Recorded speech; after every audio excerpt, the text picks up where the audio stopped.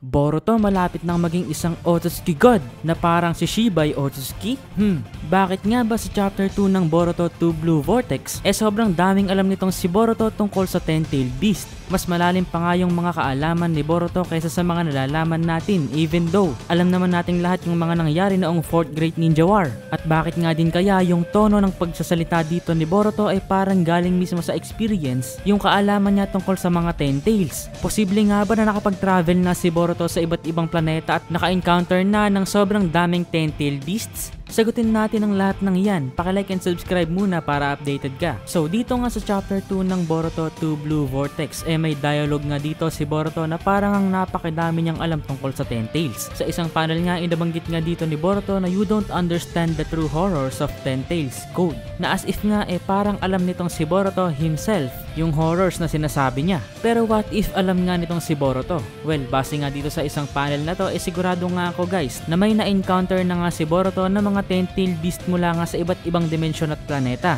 Sa nakaraang video ko nga diniscuss ko nga yung theory na bumalik si Boruto sa nakaraan at baka nga yan yung horror na nakita niya. Pero personally nga hindi ako naniniwala sa theory na bumalik si Boruto sa nakaraan, tulad ng sinabi ko rin sa dulo ng video na yon. At itong video nga na to guys yung mas makatotohanan para sa akin, kaya tapusin niyo to. Isang original theory. So dito nga sa chapter na to guys kung mapapansin nga natin actually nga wala ngang pakialam itong si Boruto dito kay Code. Gusto lang talaga niyang malaman kung nasaan ang main body ng Ten-Tails while also saving the Konoha village. Pero wala nga siyang pake kung galit sa kanya si Code at wala nga rin siyang hatred against Code.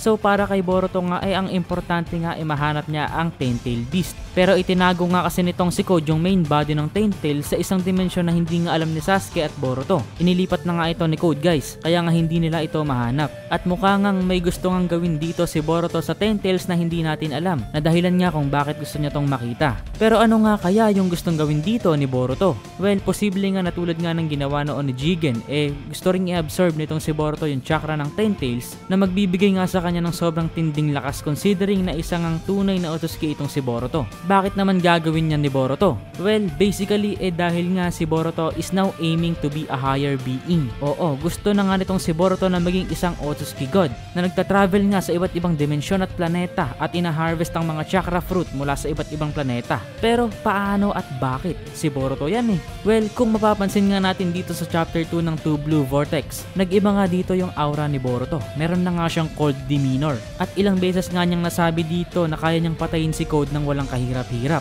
Yung dating Boruto o yung batang Boruto nga siguradong mag-hesitate pa pagdating sa mga bagay na tulad ng pagpatay sa ibang tao o ninja dahil parehas nga sila ni Naruto guys. Pero yung Boruto nga dito sa time skip iba na. Paanong iba Andre Senpai? Sa chapter 76 at chapter 78 nga ng Boruto manga, nagkaroon nga dito ng mga moments na kung saan nag-cross nga yung thoughts nitong si Boruto at Momoshiki. Ibig sabihin nga nagtatagpo na yung mga iniisip nila. At dito nga nagsisimula na rin makita ni Boruto yung mga nakikitang pangyayari sa hinaharap na nakikita rin ni Momoshiki. In short, dito nga nagsisimula nang mag-mix yung personality nitong si Boruto at Momoshiki. Mula nga sa puntong ito guys unti-unti ngang mawawala dito yung pagkakaiba ni Boruto at Momoshiki. At dadating nga yung panahon na yung kaluluwa nilang dalawa at yung personality magiging isa na lang. Meaning may mga personality traits o characteristics nga si Boruto na mawawala at mapapalitan ng personality ni Momoshiki. At yan nga guys yung nangyari dito sa time skip. Ang tingin ko nga guys nag-mix nga yung strongest personality traits ni Momoshiki at yung strongest traits nitong si Boruto. So basically nga guys yung mga weakness nga sa pagkatao ni Boruto napalitan ng strongest traits ni Momoshiki and vice versa. Hindi nga gusto o intensyon ng dalawa na mangyari ito pero hindi nga nila ito kayang pigilan o iwasan. At kung makikita nga natin dito sa time skip version ni Boruto ang pinaka nag-standout nga guys kay Boruto yung pagiging calm, collected at calculating niya. Napalitan nga nito yung naivety o walang muwang na characteristics ni Boruto na parabang laging nasusurpresa at nagugulat. Pero kahit ganun nga makikita pa rin natin dito yung isa sa mga original traits ni Boruto, ang pag-iwas sa confrontation o violence, na isa nga sa mga original personal traits nga nitong si Boruto, parang Tonk no Jutsu. Ito nga yung nakita nga natin dito na pakikipag-usap nga ni Boruto kay Code at pakikipag-negotiate na hindi nga niya papatayin si Code kung lulubayan niya ang pag-atake sa Konoha gamit ang Claw Grimes at kung dadalhin niya si Boruto sa lokasyon ng main body ng Ten-Tails. Pero dito nga rin makikita natin yung isa sa mga strongest trait ni Momoshiki, ang kakayahan na pumatay ng walang hesitation. Dahil dito nga nagbibigay ng threat si Boruto na patayin si Code, na isang ang weakness ng batang Boruto. Medyo takot nga kasing kumitil ng buhay si Boruto noon. Mas gusto nga niyang napag-uusapan yung mga bagay-bagay. At isa nga itong weakness dahil pwede nga itong gawing advantage ng mga kalaban niya dahil alam nga nila na hindi kayang pumatay ni Boruto. Marami pa ngang personal traits ang nabago sa isa't isa dahil nga sa pag-reviews ng kanilang kaluluwa at personality. Pero hindi nga lang personal traits yung nagmix sa kanila. Kasama nga rin dito guys yung philosophies and ideals, mga pamamaraan, ambisyon at pangarap. At malaki nga ang tsansa na itong si Boruto sa kasalukuyan may goal pa din naman na ayusin ang relasyon nila ni Kawaki at ibalik ang dati niyang buhay. Pero at the same time may different goal na nga rin siya. Ang goal ni Momoshiki na magpunta sa iba't ibang planeta at dimensyon, magtanim at mag-harvest ng mga chakra fruits at maging isang Otsutsuki God. Pero posible nga na dahil nga sa impluwensya nitong si Boruto sa katawan niya, hindi isang masamang Otsutsuki God itong goal na maging nitong si Boruto. Kundi ang goal nga niya maging isang Otsutsuki God na tataliwas nga sa mga pamamaraan ng Otsutsuki clan at posibleng ang goal nga rin niya ubusin ang Otsutsuki clan. At para makamit nga ang goal na ito malaki nga ang tsansa na sa loob nga ng 3 taon na hindi natin nakita si Boruto posible nga nagamit ang Ame no Minaka Space-Time Jutsu. Ito nga yung space-time technique na ginagamit ni Boruto at iba pang mga Otsutsuki clan members tulad ni Kaguya, Ishiki, Momoshiki, Urashiki para makapag-travel through space and time. At gamit nga ito nagpupunta nga si Boruto sa iba't ibang planeta para i-devour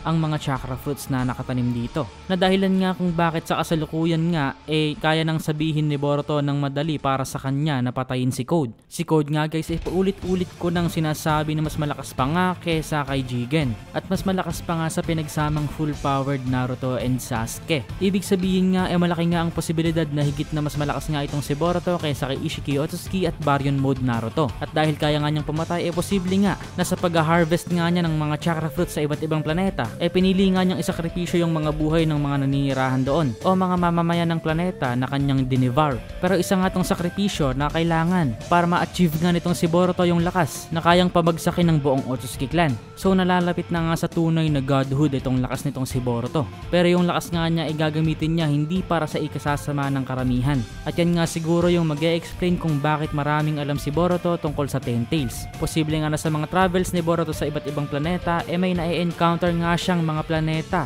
na may mga mortal din at alien. May mga bansa at communities tulad nga ng Shinobi World na winawasak nga din at pinapatay ng Ten Tails na inilalagay ng mga Otsutsuki clan doon. Yan nga siguro yung horrors na sinasabi ni Boruto na nasaksihan niya. At tulad nga ng sinabi ko kanina, yan din yung mag-e-explain kung bakit sobrang lakas ni Boruto sa kasalukuyan. Baka nga kinokonsume ni Boruto yung iba't ibang chakra fruits, pero posible nga din na may ibang paraan si Boruto na gawin ito. Tulad na nga lang ng ginawa niyang technique noon kay Kinshiki o yung ginawa ni Momoshiki kay Kinshiki na ginawa siyang isang chakra fruit mula sa pagiging isang Otsutsuki. Posible nga na baka pwede ring magawa ni Boruto yon sa mga Ten Tails. Sa paraan na yon hindi na nga kailangang mamatay pa ng karamihan para lang sa pagtubo ng Divine Tree at pagbunga nito ng chakra fruit. Kung kaya naman pala itong gawin ni Boruto right away gamit lang yung Shinjutsu niya o Jutsu. So kayo guys, agree ba kayo sa theory ko? Mas may sense ba to kaysa sa pagbalik ni Boruto sa nakaraan? Well, sa opinion ko, oo. Ewan ko lang sa inyo. Comment down yung opinion nyo. Basahin ko yan at kita-kits tayo on the Senpai out. Peace!